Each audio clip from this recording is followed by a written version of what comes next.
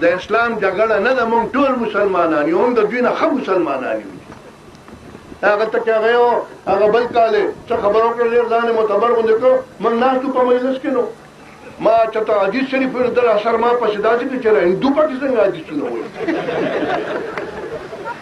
مفتی صاحب خدای پاک وکړي، هغه ورته هلکه قلار شه درک وایي دا ډېر عالم سړی دی، قرآن شریف او با معنا او با تفسیر.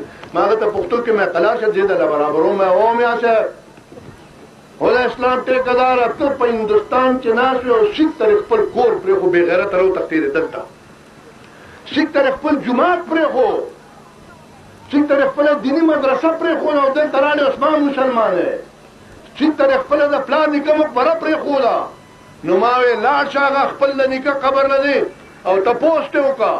به تا ته ووایي که د ولي خان نیکه نه وتلی او ستا نیکه ته کلمه نه واخلې که نه چې تاسو پرې مې توفیل نوم و یا سنت سنګ نوم ورې و، پرې سر به یې دونه سړی ما ولاړه وه.